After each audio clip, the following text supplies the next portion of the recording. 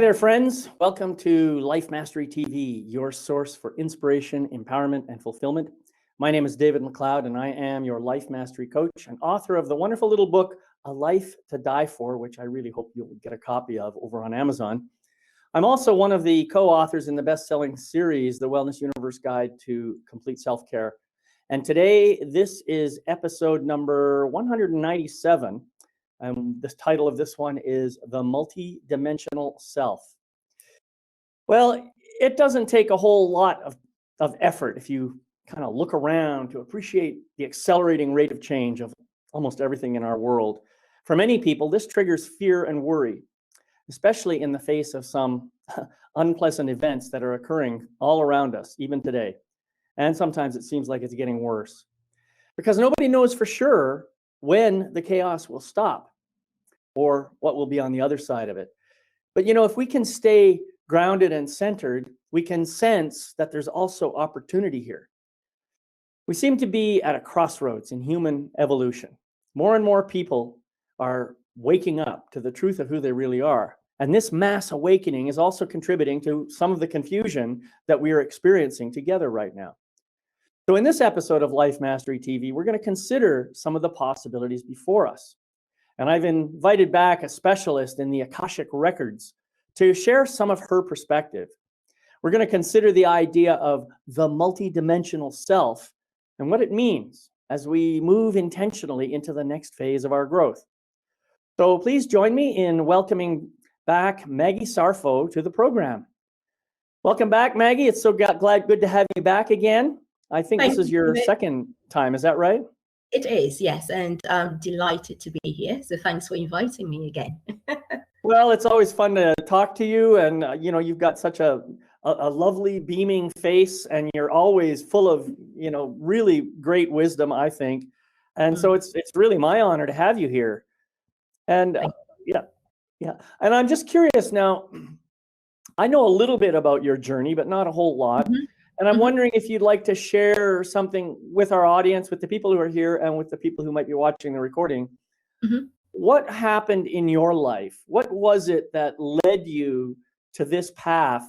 First of all, I know a little bit about the Akashic Records, but now you want to talk about the multidimensional self. So I'm kind of curious about, all the things that may have come together to bring that level of interest up for you. Yeah. Great. Thank you so much, David. So for me, my path, where do I start? So I will start because I've started writing a book actually, and this question happens to be one that I'm addressing at the moment. So I think it's very fortuitous. I think if I look at my path, especially if I want to classify it as my awakening journey, then it started, let's say, probably about maybe 15 years ago, when I suddenly got quite interested in the idea of yoga. Well, it didn't start that way. So I felt I had always been kind of lean, and I didn't kind of exercise that much or anything like that. But it came to a point where I really felt a yearning to go to a gym. And I found myself in a gym, and then I hired a personal trainer, and I said to the personal trainer, well, I don't want to do anything strenuous, but I want to keep healthy because I know keeping the physical body healthy is good for you. And then in this particular gym, they had 2 studios, and those studios had like people who do aerobics and then yoga and Pilates and stuff like that. And I felt so curious to go and sit in the room where they were doing yoga. So every day I go and practice what my instructor kind of showed me on a sheet of a card to do. But I would walk past the studio when they're doing yoga and was like, I wonder what it would be like to go and join them. And then one day I just gave up my exercising on the treadmill, and they just went and sat in the yoga room. And I just followed them. I was kind of laughing in my head throughout. But when I came out, I felt so energized, and I felt maybe I can do it again. And I went back and did it again. And around that time, I started to sense more of a shift inside of me as well. I think yoga has the ability to clear you in terms of not just your physical body, but I guess your mental as well. Those days I used to be employed. I was in the world of sales and sales leadership, so quite stressful as well. And then I, as part of this journey, I've always been very interested in developing myself, having the ability to create things for myself. So the likes of Wayne Dyer, Deepak Chopra were part of my journey as well. And then I would say the bigger part of that, which led to this conversation that we're about to have now, is the Akashic Records stuff. So what had happened was I started working with another company, but I always knew that I was going to step out of that company and do something, and I always kind of knew that I would be doing some work that was more about developing people. So this last job that I was employed in, I felt that it was just not the right thing for me to do, but I was also scared of stepping out and, becoming self-employed with all the responsibility that comes with it, and the fact that, you're not guaranteed your income and all of that. But because, I learned so many harsh lessons, everything that I normally did and got the results as an employed person, I wasn't getting those. And so I felt it was time to push myself out. So I did. But just before I did, because I was in such, I was so challenged to my core, I tapped more and more into my inner self and kind of did more meditation and stuff like that. And one morning, as I was waking up, all I could hear was the word Akasha ringing very loudly in my ears. And I was like, what is it? Why is it ringing? Why is it not stopping? That was my very first experience of anything auditory as well. And so I picked my phone, and then there were the numbers 3333. And I then went on Google and discovered that Akasha was a Sanskrit word related to the Akashic Records. And the rest is history, really. So I then found a book about the Akashic Records.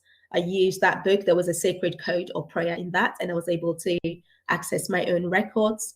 And then again, one thing led to the other, and I got certified to then read the Akashic Records for other people and for collectives and buildings and animals and things like that. But then when the Akashic Records journey started, I was also moving out of my corporate roles. And then I set up my own business. One of the key things that came out was that the Akashic Records was going to be part of the roadmap for the business I was creating. And so I have combined both business and personal growth and the Akashic Records work since. And this is probably my 6th year doing that. The multidimensional self journey, I think, has been more and more prevalent from that time onwards, because I find myself tapping into, I guess, more of the universal consciousness in addition to our physical world to be able to move forward. And from that perspective, I have also had mentors in the form of ascended masters. So the 333 that I mentioned before is the number in numerology for ascended masters as well. So yeah, so from there, I have then delved deeper and explored the various aspects of the self. And then obviously being able to access the Akashic Records for other people helps me understand how our souls are also evolving over time. And I always learn from every session that I have, because there's always a lesson for myself as well. So yeah. That's quite a journey for sure. And, I can certainly relate to the yoga thing. Mm-hmm. I used to be, I used to run a lot. And I also was believe it or not, I was an aerobics instructor for a few years back when I was fit. But the problem with that is it really kind of, it took a lot out of me. Mm-hmm. And in fact, I ran a marathon in 1997, after which I was not able to run again for a long time. And it wasn't until I started doing yoga that I was able to, really stretch out all my muscles, relax the body, reduce the stress. And I thought, why didn't I pick this up sooner? Yoga is really an amazing healing tool. Now, I'm not going to tell you I can run a marathon again, but I am able at least to run a little bit now. And so the injuries that I sustained have I wouldn't say they've healed completely, but they've reduced in intensity so that I can still, I can run a little bit now. Yeah. Now so yoga is a great tool for anybody It's to do. Yeah. Yeah. It's Now that always doesn't necessarily mean you're going to become an ascended master or anything like that, but certainly it can be a vehicle towards increasing your consciousness. First of all, when you start reducing your stress and you start feeling the benefits of something like yoga, I think your curiosity naturally starts to wonder, well, I wonder what else I can do with this. And so before you know it, you're delving into meditation, breathing exercises, pranayama, all those kinds of things. And all of them contribute to awakening many different aspects of the body. And so I completely understand when you start talking about the multidimensional self, because, you know, I've had that experience myself. It's so beautiful. Thank you for sharing that. Okay. Yeah. So now you've mentioned the Akashic Records a lot, and I know that's a very important aspect of your life and your business. Can you please just briefly describe what the Akashic Records are so that our listeners know what you're talking about? Sure. So the Akashic Records, as I hinted before, Akasha is a Sanskrit word, and the word Akasha in Sanskrit translated into English means the ether or the universe. And so the Akashic Records is, well, the concept is that as the world came into being, there was a field of energy that started recording every thought, every event, every pattern, and everything that was happening in the universe. And this information is stored in the DNA of the universe. So you may come across people talking about the universal Akashic Records. And then we do have the individual Akashic Records, which is the records of you and I. And obviously, because we're part of the universal consciousness, then we have our individual records, which are also information, very high level soul information about us from the time we came into being until the time we would no longer be. And so you may hear people talking about the past, present, and potential future pathline. And again, this information is stored in our DNA.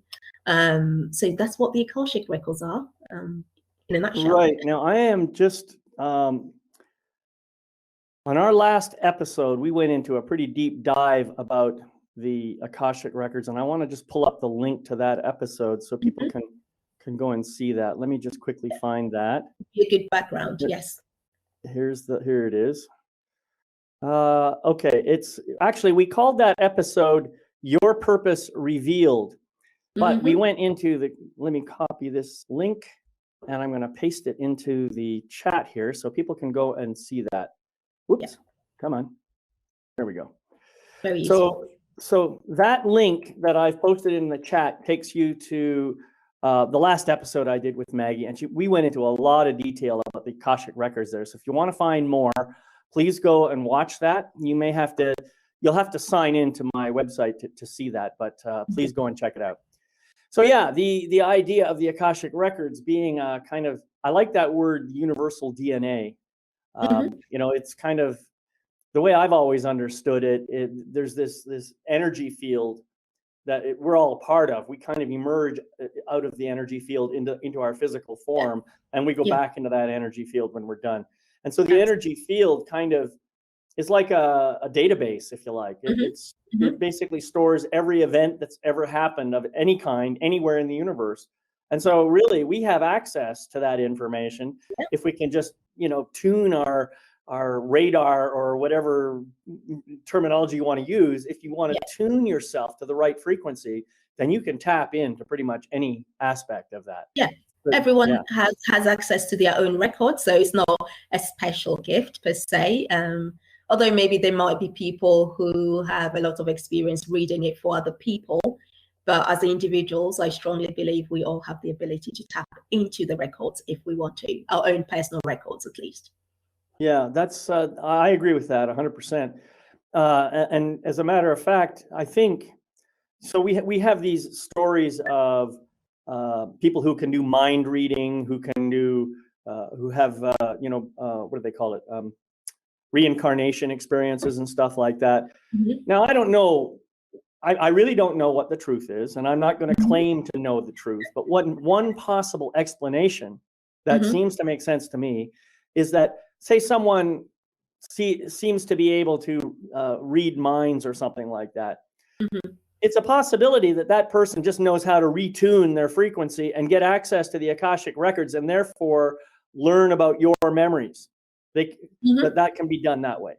Similarly, if using that same metaphor, it's possible that someone who has all these experiences of reincarnation may actually be tapping in to memories of other people by just retuning their radio frequency. Yeah. I'm not saying that reincarnation doesn't happen. I'm only saying that that's one possible explanation. And anyway, it's just a little theory that I had that because of.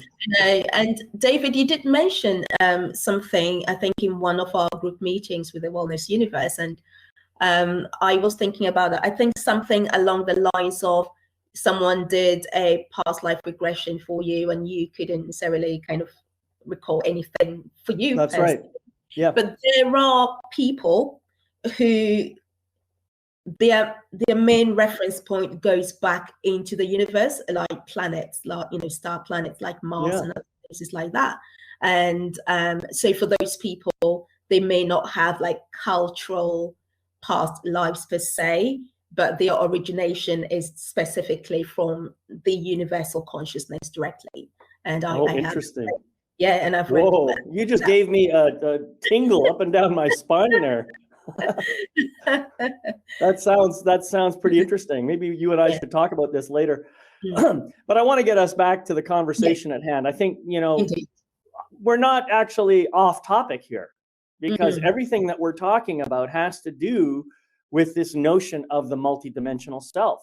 When we start to recognize just how powerful we really are, we human beings, and the things that we can do in this world, we begin to see that we have aspects that we may not have appreciated before, we may not have recognized before, we may not have connected to before. So it's really, really important to recognize that we all got lots of possibilities here. So why don't we start by defining what we mean by the multidimensional self? Let's just kind of clarify that terminology first. Right. So the multidimensional self, in terms of my simplest definition for it, is the aspect of us that is not necessarily as tangible. So sometimes I talk about the 4 aspects of the self, and I talk about the emotional, mental, physical, and spiritual. So when we want to look at the multidimensional self, it's more apportioned to the spiritual aspect of us. Although aspects of that could manifest in these other 3, but it's the aspect of us that is not tangible. But we also know that in order to effect our present life, our tangible life in a good way, we know that a lot of that energy sits in the non-tangible aspect of us. And it's one of the reasons why, topics like consciousness is becoming more and more readily accepted, because we know that if we can connect more with the intangible aspect of us, we can affect the physical and live a more kind of happiest lives or highest potential lives, or create more and more of the lives that we have. You may also hear people talking about we are all spiritual beings having a physical life or existence. And again, the multidimensional aspect is that spiritual being who is having an amazing physical experience. Yes. Yeah. Well, I say that all the time, I have come to this place of understanding that I am a divine, magnificent, unlimited spiritual being of light and love, enjoying a temporary human experience on the physical plane. And I believe that's true for every single one of us on this planet. Absolutely. Some people don't like that terminology. They kind of balk at it. And I think that usually the resistance comes from the logical mind, the ego mind. When you can quiet the ego mind and come back to the center and to the place where you really are, the truth of those statements becomes more obvious. Now, you as an individual may come up with a different terminology. You might not like to say, I'm a divine, magnificent spiritual being. Okay, that's fine. You may not want to even say that I'm created in the image of God. That's okay. You don't have to. But what I think that every one of us should learn to do is to recognize that this physical body, this physical presence, is merely one tiny little aspect of who we are. And that's what you've been saying here, Maggie. Absolutely. Yeah. All right. So first of all, you mentioned the four aspects: the physical, the spiritual, the emotional, and the what did mental. I miss? Mental. There we go. I had a mental part. You know what I'm saying? Yeah. Yeah. And there's also, so those are the four elements that most people think about. And in terms of the holistic human, that's kind of something that I talk about too. And each of those components can be symbolized by a different aspect. For example, I think of the heart as the emotional, the mind, of course, as the mental, the body as the physical, and the essence of who I am as the spiritual. And they all translate to things like love, anger, fear, and joy, if you believe it or not. So it's interesting how, you know, certain energies can correspond to those different aspects. And but I don't think those are all of the aspects of us. Tell us what other aspects you think there are. And so so when we talk about the multidimensional self, I would like to look at 6 aspects of the multidimensional self. And so you may hear people talk about so above, so below. And so, you know, we've already talked about kind of the spiritual aspect of us, the higher self, something like that. You may hear people talk about source. And so as beings, we are wired differently. But definitely if we are looking at the multidimensional self, then one of the key areas that we want to look at is so above, so below. And so when we look at the above aspect, then it's about our connection to, for instance, I talked about the ascended masters, our connection to God for some people, a connection to source. For some people, it could be angelic beings. And then also when we come to so below, we're talking about the earth and then further below the earth as well. And so we talk about the earth, and some people will say Mother Earth. But if we were to go into nature, for instance, there is a palpable energy that you can also classify as spiritual, and it comes from nature. And, you know, that's why we have people who hack trees, because they feel very spiritually connected to trees, for instance. And so those 2 aspects, so connecting above and connecting below, or grounding below, is really important. And again, one thing that you did say, Dave, in your description on this topic is the fact that being connected and grounded is a good way of us being able to deal with what is happening around us. So those are 2 aspects of the multidimensional self. And so hang on, before you go any further, I just wanted to point something out here, that above and below are relative terms. Yes. And they are relative to our current environment, really. Yes. If I were to, let's say I were in outer space and I was just floating around in outer space, I wouldn't have any idea where above was or below. Exactly. It's all that would only be relative to my head or my feet. That would be exactly. It. So yeah, because you're not then challenged by gravity. That's right. Yeah. So those terms, I mean, they're powerful terms, and they're helpful for those of us who are here on this planet. Exactly. But if another way of looking at it, instead of saying as above, so below, you might say as without, so within. Absolutely. You know? Yeah, because I think really, well, ultimately, our true power, our true essence, our true nature is inside here. It is within. But it isn't contained within. It's like the withinness is so deep. It's hard to describe. Yeah, you know? it extends. And so, for instance, on my sheet of paper here, I've described the above as source energy, and Yeah. I've described the below as earth to start with. Earth, yeah. Some people may say the mother. And then below the earth, some people may refer to it as the crystalline grid. Others may refer to it as the core or the middle earth. But again, there is, again, a dimension below that we are all connected to. You may kind of hear people talking about us all having a column of white light that goes along our chakra system, and then it goes up into source, and then it goes down to the earth and then below. So that is two aspects of the multidimensional self that we can talk about. Yeah. Well, and then, so, okay, good. I think we've covered that well enough. What are the next two the next aspects that you wanted The to next bring? two would be the masculine and the feminine aspects of the self. Right. And this is not necessarily to do with who we have shown up as, right? As in me being female sitting in front of you now, or David being male. But it's more to do with the fact that we have both of these aspects within us. And again, these are kind of other dimensions of the self.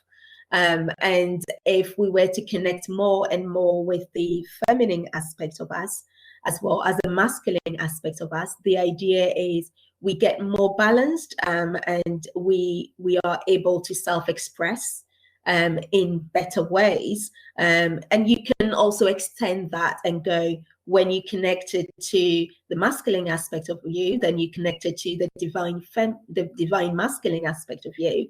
And when you connected to the feminine aspect of you, you connected to the divine feminine. Culturally, we can also look at the fact that, you know, everyone has, in a way, like a mother and a father, and then again, there are kind of the connections and the lineages that go again into the masculine aspect of us and into the feminine aspects of us.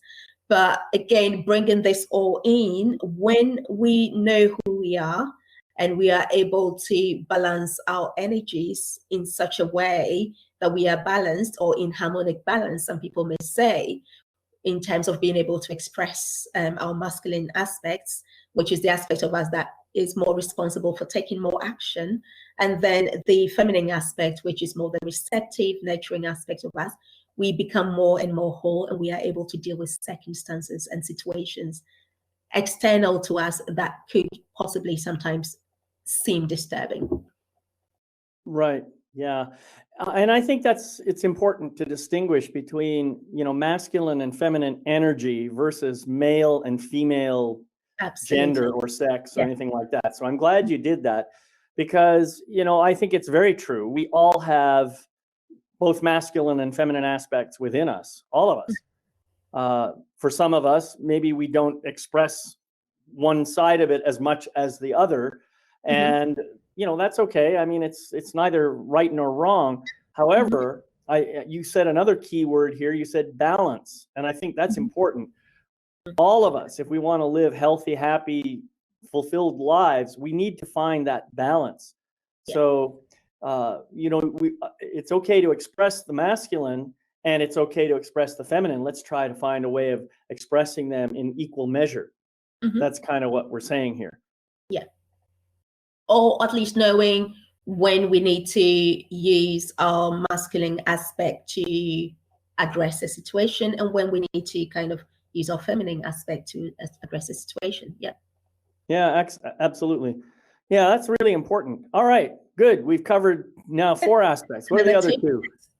Right, and then the next one is the past and the future. But I want to reiterate the fact that it's the present that matters, right? And so the reason why we may be interested in the past or the future is because we want the now, our physical experience, being divine spiritual beings, to be amazing.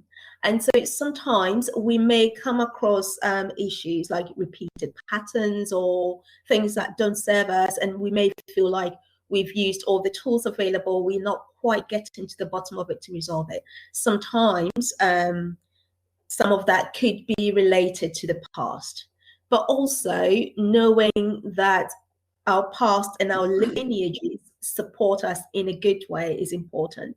So sometimes you may find someone who has a skill, or a family, for instance, a family of goldsmiths, and they are so good. And even if you learn to be a goldsmith, you are not necessarily going to be better than them. Is because they have tapped into a gift that runs through the lineage, for instance, to enable them to be who they are in the now. And so sometimes the past informs the present, either in a good way or in a bad way. But again, understanding that enables you to then address what doesn't serve you that you're carrying around in the present, and then bring forward what really serves you so you can have an amazing life.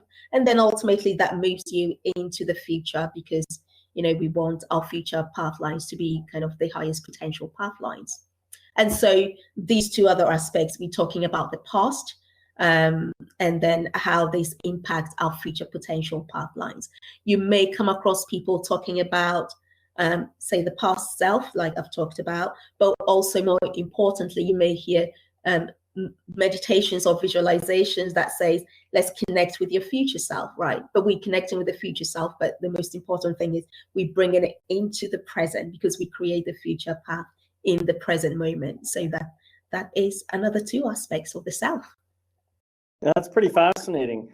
And this idea of past and future somehow informing the present, I think that's a powerful visual. Mm-hmm. I know that a lot of people, when they think of the past and the future, there's either, I'm dwelling on things that happened in the past, or mm-hmm. I'm worried about things that are going to happen in the future. That's how we normally see it when we think about those two things. Yeah.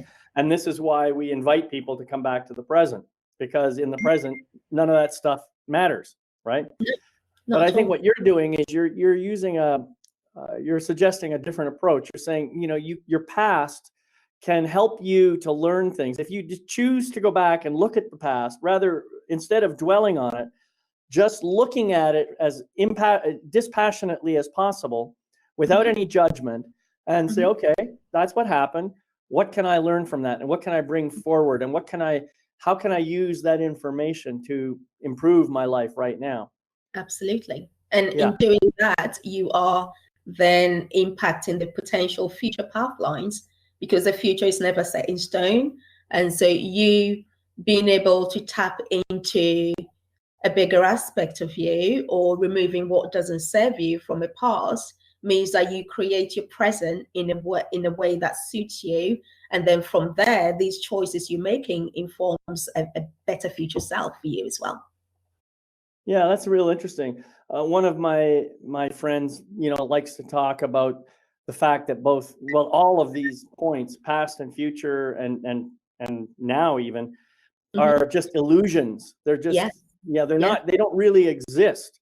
No. They're just mental constructs that help us to keep things organized in our minds. Yeah, it's our 3D kind of way of looking at things. That's right. And so, and there's another person I know, who am I thinking of now? David Hawkins, who's a writer about consciousness. Mm-hmm. He actually says that, past, now, and future are just points along a continuum. Mm-hmm. In reality, they don't exist. What really exists is always. Yeah. Mm. So in his mind, consciousness is about being everywhere, always. Yeah. Rather than, as Eckhart Tolle would say, here and now. Mm. Which is interesting that two people who are teachers in consciousness have views that seem so different. I'm sure there's a way to reconcile those two differences, but it's fascinating to me how this conversation goes. It sounds to me that the always one is more kind of a quantum field explanation, because it's always evolving, like energy is always evolving, that kind of thing. But very fascinating. Well, and the quantum field, now you're bringing us back into physics, which I find interesting. Is that also an interesting area for you, or? It is. So, you can't talk too much about the Akashic Records and these kinds of work without looking at the quantum field, quantum science way of looking at it. So for instance, even if you do DNA healing, which is part of the work I do, you look at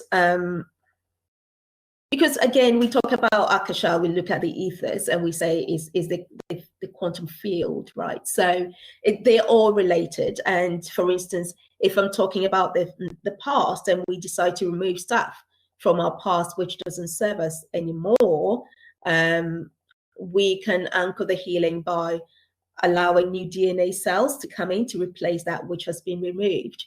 Okay. And so yeah, so the quantum field is, again, it's us as individuals in our journey within the universal consciousness. And so what I find though is that some people are wired to understand things or concepts spiritually, and then other people are wired to understand things and concepts more scientifically. But increasingly, we're finding that the spiritual concepts or constructs and the scientific, especially in the quantum field, the quantum physics world, they're blending together. It's just different ways of explaining the same thing, but it comes back to the one source, really. So, for instance, the quantum field guys will talk about the zero field of consciousness, but again, in a spiritual way, that is the state of flow. So they are kind of in described differently, but it means the same thing. That's what I'm increasingly finding. Yes, I agree with you. I mean, I think, well, consciousness is really all there is. In the grand scheme of things, that's all it is consciousness, but it's expressing in multiple different ways. Yeah. And so the quantum field or the zero energy field or the various other names that we have for it, the fact that we seem to be in this physical form and, I seem to be separate from all these other things in my room, or that I seem to be separate from you, those are just temporary illusions. Yeah, goes back to the oneness.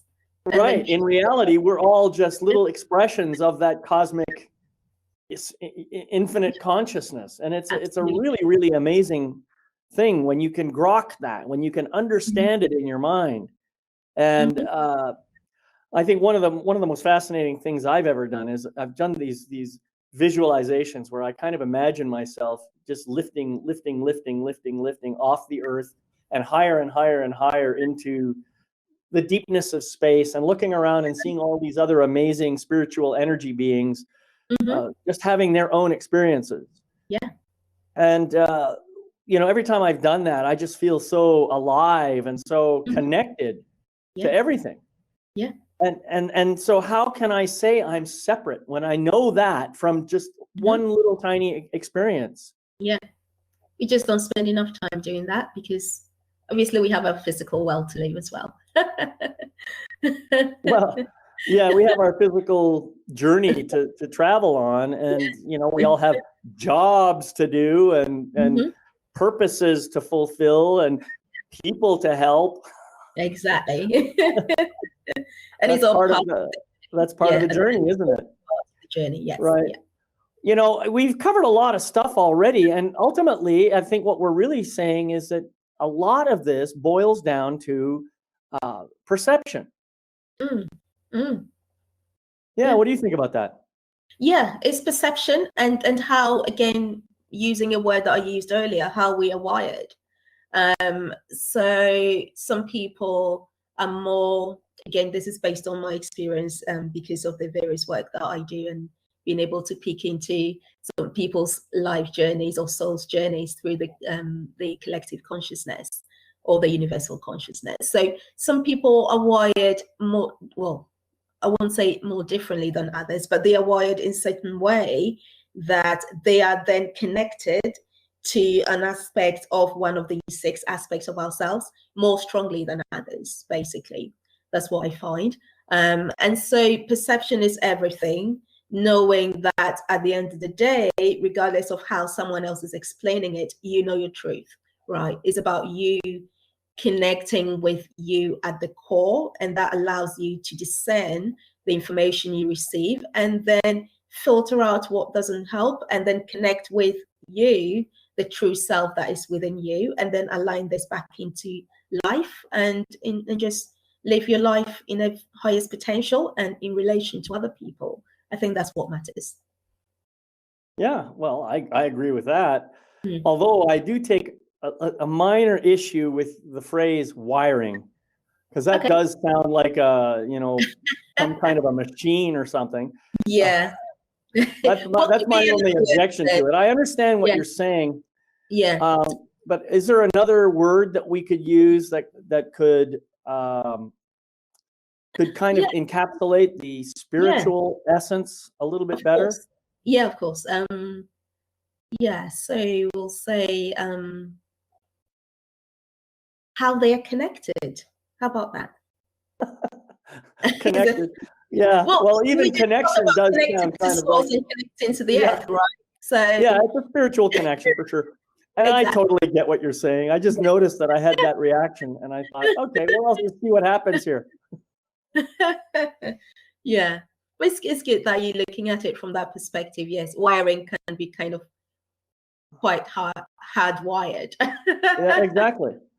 And you know what? In terms of my physical being, Mm-hmm. I know that the synapses in my brain, the neural connections, Mm-hmm. do tend to get a little bit hard. So mm-hmm. This is why sometimes it's hard for us to change the way we think, change mm-hmm. the way we behave, because we have to unwire those old synapses. And I'm using the word wiring again. See that? Mm-hmm. And we have to disconnect them and then reconnect them in a new way. Yeah. But the problem is, it's like, here's one little metaphor that I use with people. It's like driving on a dirt road. Mm-hmm. You know, when you drive on a dirt road, sometimes you get ruts in the road. And mm-hmm. so the more drivers there are, the more traveling you do on that particular road, the deeper the ruts get. And so mm-hmm. therefore, the harder it is to get off that road when you want to. And that's kind of what happens with the brain. Those mm-hmm. synapses get so locked up, so hardwired, as you say, that trying to shift into a new way of thinking is a challenge. And so it does take work.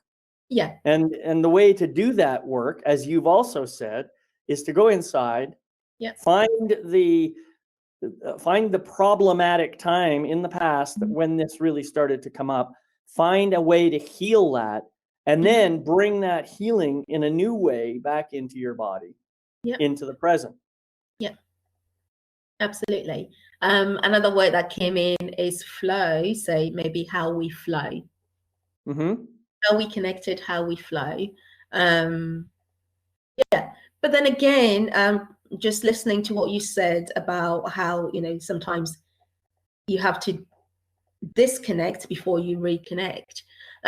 It's all part of our conditioning, right? Because sometimes part of how we are connected are not necessarily just our own, right? We're part of the collective consciousness. And so we may have just gained a lot of that. And then, at some point, as we go on our own journeys, we may decide to, question some of our own beliefs and our own, thinking around certain things and then pass them through our heart again, and make sense of it or not, as the case might be, and decide how we want things to be for ourselves.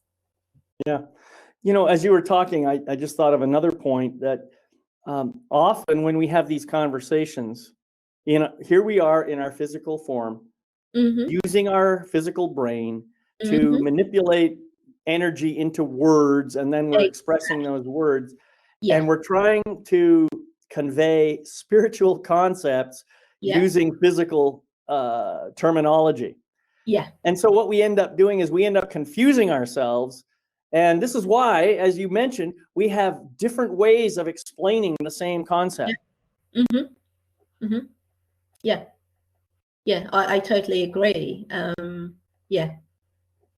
And you will find, like, anyone who channels will say this, because when you channel, well, at least for me, with the Akashic Records is like a block of thought or an idea. Now, every now and again, you know, they may try and give you a word, and then you might go, what does that mean? Is it even English? That kind of thing. But most of the time, it's a block of thought that you receive and then translate in a way. And sometimes it's a picture followed by an explanation. And we're using all our senses, right, to convey this message. And so it's very true. It's not very easy to decipher and deliver multidimensional stuff in just the physical way of being in terms of exactly. language. Yeah. That it is a big challenge. And I mean, I've had so many, I'm sure you've had the same thing. I've had so many downloads in my life of different information, and it comes to me, and then I write it down and I say, well, that doesn't seem quite right. Yeah. You know, I write it down, I try to share it. I said, you know, it's not bad, but it isn't quite the right words. How do I find the right words? Maybe the words don't exist right now. You know? Yeah. Yeah. And so sometimes, I mean, I don't know, I've read a lot of channeled writings from different people, and sometimes they use phrases that make no sense to me at all. Have you ever had that experience? Yeah, because again, it's, you know, it's a different form of language being expressed in a physical way.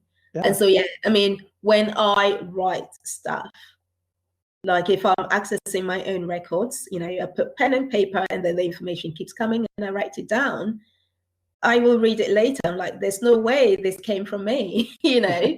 And then you go, let me pick my dictionary. So what does this word mean? Because it's not a word that I will usually use in my vocabulary. But then sometimes you look at the word and then you look at the context and go, oh, this is what it means. And then you might scribble stuff around it just for it to make it even more sense for you. Yeah. But yeah, right. You know, most of the time it's difficult to translate everything into our physical language. Yeah. Yeah. Well, even I think this is one of the reasons that that many people look towards things like telepathy and other forms of communication, because if we could learn to do that, then we could bypass that whole linguistic aspect and simply pass the thought along or the idea and just drop it into your consciousness. Exactly. Oh, got it. Yeah. And then it's just there. You know, you don't have to pass it through your brain or your mind. You say, warning, red, red, red. You know, this does not make sense. Blah blah blah. You know, because you know, we use our minds more as well. Which is why sometimes I also talk about being able to pass the thoughts from our minds into our hearts, because the heart doesn't carry as much of, well, it doesn't express the warning red letter words that our mind sometimes tells us. So very fascinating. Yeah. So you mentioned earlier, and I just wanted to come back to this because I didn't want to let it slip by. You mentioned that you're writing a book. I am, yes. And so tell us a little bit about what is that book going to be about, and how is it going to incorporate this Akashic Records and MultiDimensional Self into it? A lot. So it's going to be my experiences with the Akashic Records, basically. And so it's going to incorporate my journey and my experiences and the various mentors that I've had, you know, since this journey, and how it's impacted my life and the life of my loved ones and the life of my clients and things like that, and maybe taking it bigger in terms of how this impacts the bigger collective as we all awaken and raise the planet's vibration. So yeah, that's what I'm looking at. So, I know it sounds really big, but I'm going to keep it. Do you have a title yet? I have a few, but I'm still reworking it. And I will. So you don't want to reveal a title here? I haven't come to the exact title yet because I'm looking at a few. That's fine. I totally definitely get it. About my experiences with the Akashic Records and how this impacts us as well. Right. And so when do you expect this book to be finished? I like that, you know, accountability. So I'm looking to finish the manuscript by September. And so hopefully by the end of the year, it needs to be out. Yes. And are you publishing through Brave Healer or one of those publishers, or where are you going? Potentially, yes. So because I think Brave Healer, for instance, is a very good publisher for this kind of work. So definitely high on my list. But I haven't kind of had discussions yet. Yeah, good.